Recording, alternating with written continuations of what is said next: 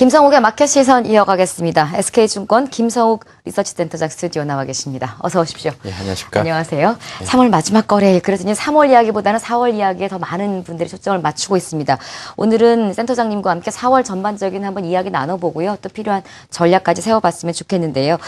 3월 시장 뚜렷하게 우리에게 호재냐 악재냐라기보다는 좀 약간 심리적으로 많은 지치게 만든 한 달이었었어요. 그렇지 않아도 그 전에 우리가 외환시장이니 뭐니 많이 지쳐있던 시장에 3월 달이 힘을 못 내줬기 때문에 4월에 대한 기대감도 커지고 있는 것 같은데 어떻게 보고 계십니까? 예. 이제 4월 달에는 이제 결론적으로 말씀드리면 그 지수상으로는 1950에서 한 2100포인트 정도로 보고 있습니다. 여전히 비교적 이제 좀 조심스러운 지수대입니다만은 그래도 긍정적으로 보는 그 지수대입니다.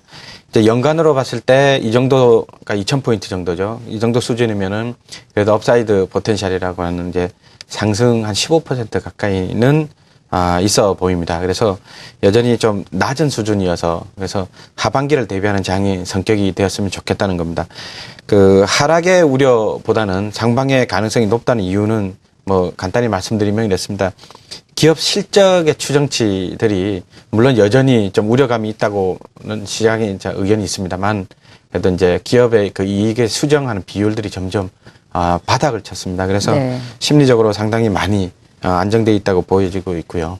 그다음에 글로벌 경기에서 우리나라 경기도 이제 부양책 이제 본격적으로 가동되기 시작했습니다. 그래서 심리적인 안정성 많이 영향을 미칠 것으로 예상이 됩니다. 그리고 수급 측면도 물론 억눌린 영향을 많이 제시를 하고 영향을 많이 받았습니다만 계속 나아지는 일만 남았다 이렇게 네. 보여집니다. 그래서 전반적으로 하락의 가능성 물론 없지 않아 있습니다만은 상승의 가능성이 더 많고 그리고 완만한 상승세는 지속될 것으로 그렇게 예상이 됩니다. 큰 틀에서는 역시 긍정적인 시각이신데 어쨌거나 4월 증시의 결정적인 변수가 될 모멘텀으로 일단 1분기 실적이 있었고요. 외국인들의 수급이겠죠. 매수나 매도 그 패턴을 찾을 수가 있었고 마지막으로 정부 정책을 꼽았습니다. 하나하나 풀어보도록 하죠. 1분기 실적 측면에서 너무 더 긍정적일 수만은 없으니까요. 플러스 요인과 마이너스 요인 함께 좀 점검 부탁드릴까요? 예, 기업 실적에 대한 부담감 있습니다. 사실이고요. 단지 이제 이유를 잠깐 그 원인을 한번 보겠습니다.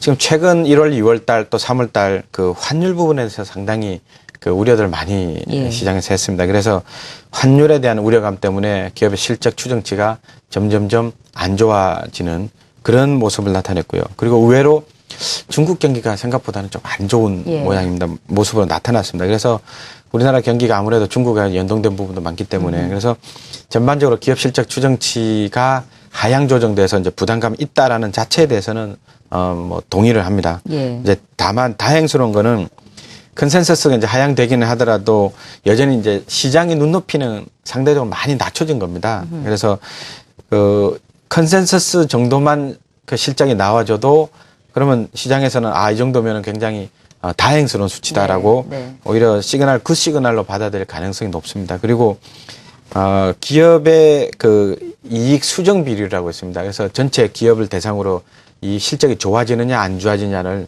그래서 일종의 그 투자 심리 지표 중에 하나로 이제 해석할 수 있습니다. 근데 이런 그 ERR이라고 하는데요. 이 지표가 바닥권을 형성하고 있습니다. 그래서 그 부분 제가 그 실적에 관련되는 거는 그래프를 조금 더 보고 말씀을 좀 드리겠습니다. 보시면은 지금 최고 오른쪽이 최근의 실적인데요. 가장 높이 올라가는 게 참고로 일본의 그 ERR입니다. 그래서 그만큼 실적이 많이 좋아지고 있다라는 것을 나타내는 그래프고요. 일단 맨 아래 이제 빨간 게 우리나라 한국의 그 ERR 부분인데요. 근데 한국의 ERR 특징이 지금 화살표상으로 이제 위로 올라가고 있지 않습니까? 저 그래프가 사실은 절대 수치를 너무 중요시할 필요는 없는 수치입니다. 보시면은 바닥을 치고 올라가는 모습이 가장 중요한 모습이다라고 보여지고 있고요. 또 반대로 바닥을 치고 올라가서 오히려 그러니까 마이너스 플러스로 올라간 일본이 주가가 상승률이 최근에 굉장히 가파르지 않습니까? 그래서 저런 점을 볼 때는 역시 그 상승의 추세가 중요하다는 측면에서 보면은 우리나라 이제 그 기업의 이익 그 수정 또는 기업의 추정치에 있어서 바닥권 근처로 왔다라는 거 긍정적으로 해석할 수 있습니다. 그래서 전반적으로 그 하향 조정세는 다소간 이어지고 있습니다만 그 추정치의 정도는 바닥권이 형성돼 있다는 측면에서 예, 주가의 상승 쪽으로 오히려 기대해도 괜찮다라는 말씀이고요. 특히 이제 IT 종목 등을 위주로 해서 예, 뭐 서비스 업종 위주로 해서 예, 업종에 관심을 가질 필요가 있다고 봅니다. 앞서서 이번 3월달 우리 지수가 썩 잘 가지 못했던 여러 원인 중에 하나가 이제 중국의 부진, 중국 지수의 부진을 꼽으셨는데요.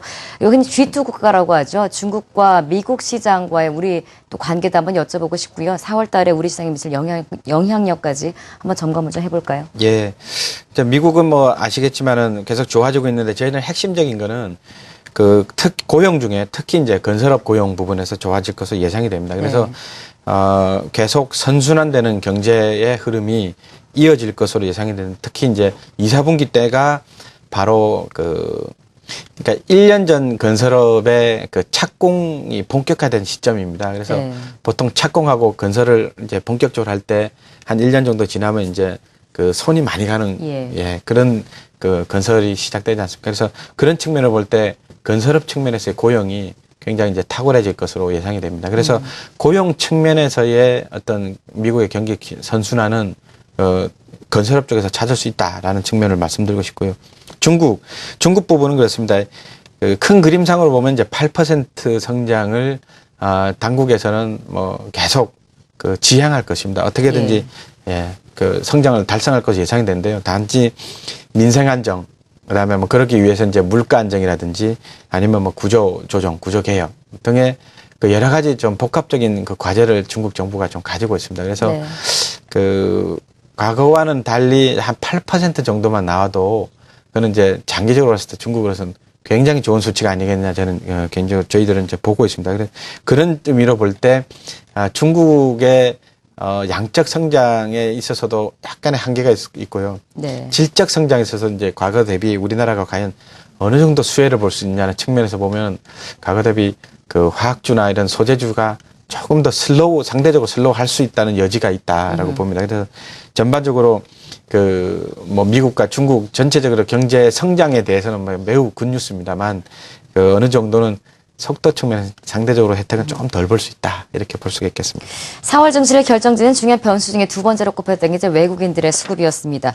센터장님께서 예전에 하신 말씀 중에 중장기적으로 미국의 뮤추얼 펀드를 통해서 외국인들 자금이 우리 시장에 유입될 가능성을 언급해 주셨었는데요. 그게 좀 4월 달부터 좀 이루어질지 궁금해집니다. 예, 뭐 기본적인 외국인 매수세의 그 기본적 틀은 이제 아무래도 펀드가 많이 들어와야 되겠죠. 예. 단지 이제 그 펀드와는 다르게 최근에 그 외국인 매도세가 좀 많이 일어났던 이유를 잠깐 되짚어 보면은 그 글로벌리 이제 달러가 강세를 나타냈어요. 달러 강세라는 거는 아무래도 그 미국 등 선진국 시장 쪽에 자금 흐름이 많이 갈 가능성이 높습니다. 그래서 달러 강세가 나타냈고 그다음에 중국 관련 그 경기가 다소간 위축된 모양을 나타냈습니다. 그래서 그 이머징 마켓의 시장이 조금 안 좋았던 부분이 있어서 아무래도 우리나라까지 영향을 미쳤고요. 그리고 이제 우리나라만의 고유의 또 영향일 수도 있는 그런 이제 뭐 프로그램 매도라든지 아니면은 뭐 뱅가드, 뭐 FTSE의 그 지수 조정에 따른 또 이런 마찰적인 그런 매도세 등등이 이제 나타났는데요. 근데 전반적으로 볼 때 이러한 그 외국인 매도세의 한 세 가지 모두 다 요인들이 이제는 좀 더 개선될 일만 남았다고 봅니다. 그래서 뭐 달러 강세는 아무래도 유럽 문제가 이제 좀 더 개선될 것으로 예상이 되기 때문에 그래서 상대적인 달러 강세는 이제 또 완화가 될 것입니다. 중국 어떻게든지 경제를 살리려고 예상이 되기 때문에 중국의 우려점도 좀 덜 하게 될 거고요. 그다음에 마찰적 요인에는 수급도 시간이 갈수록 뭐 조금씩 개선될 수밖에 없는 요인입니다. 그래서 그 말씀해 주신 대로 기본적으로 이제 그 펀드들의 그 수급적으로 우호가 되면서 외국인들도 조금씩은 전반적으로 이제 수급상으로 개선될 여지가 있다. 이렇게 보여집니다. 그렇다면 이번에 눈여겨봐야 될 게 마지막으로 꼽으셨던 신정부의 정책 기대감입니다. 4월에 추경 이야기도 나오고 있고 여기에 대한 시장에 미치는 영향과 또 만약에 투자자들이 이런 포인트로 하면 좀 수익 볼 수 있겠다라는 투자 포인트까지 함께 짚어주신다면요. 그 저는 어제 정부가 벌써 이제 3%를 2.3%로 그 과감하게 목표치를 낮췄습니다. 그래서 저는 이제 이 자체만 해도 굉장히 이제 시장에 대해서 또는 뭐 그냥 솔직한 어프로치가 아니겠느냐는 측면에서 보면은 시장 사람들의 이제 반길 만한 뉴스라고 생각을 합니다. 긍정적으로 평가할 것입니다. 예. 이제 남은 거는 이제 그 추가 경정을 이제 어느 정도 규모 할 것인가. 뭐 예를 들면 10조 뭐 얘기 나오고 있습니다만 예. 10조 정도인데 이제 어느 방법으로 할 것인가인데 지금 갑자기 그 정권 신정부 들어서면서 이제 추경을 갑자기 뭐 이렇게 조성해야 되기 때문에 뭐 이전 수지적 그러니까 이전의 방법, 네. 직접적인 지원의 방법으로 이제 그 추가 경정 예산 그 예산을 활용할 계획으로 알고 있습니다. 그래서 GDP에 직접적으로 좀 활발하게 GDP를 갑자기 올린 데는 뭐 여러 가지 좀 쉽지는 않을 것으로 예상이 됩니다. 예. 그렇지 그럼에도 불구하고 지금 제일 먼저 지금 추가 경정 등 경제 활성화에 노력을 했다는 것 자체가 예. 주식 시장에서는 벌써 센티멘트 개선의 그 이유로 분명히 작용할 것입니다. 그래서 단지 이제 섹터별로는 네. 유통이라든지 이제 그 음식료 등 이제 왜냐하면 이제 내수 그다음에 일자리 창출 뭐 이런 걸 목표로 보다 목표를 둔 것으로 이제 파악이 됩니다. 따라서 유통이나 음식료 정도 업종이 상대적으로 좀 부각이 될 수 있다 이렇게 보여집니다. 여러 가지 전망이 나오고 있습니다만 그렇더라도 우리 시장의 발목을 잡을 만한 요소 있습니다. 영원히는 표현은 아니군요. 언젠간 해결이 좀 돼야겠지만 여전히 우리 발목을 잡고 있는 북한발 리스크 오늘 아침에도 또 거론이 됐었고요. 또 요즘엔 또 유로존 문제도 상당히 큰 걱정거리인데요. 이런 변수들을 딛고 우리 투자자들이 경계해야 될 점이라고 할까요? 어떤 것을 좀 조심해야 될까요?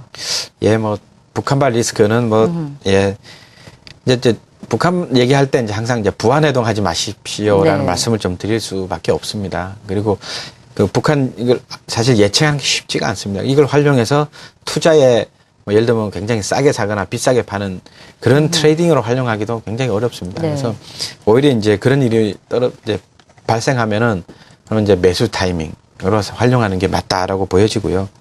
유로존 리스크는 사실 지난주에 제가 키프로스 말씀을 드릴 때 네. 크게 이제 우려 안 하셔도 된다는 말씀을 드린 네. 큰 그림에서 이탈리아도 사실 그렇게 접근을 좀 하고 있습니다.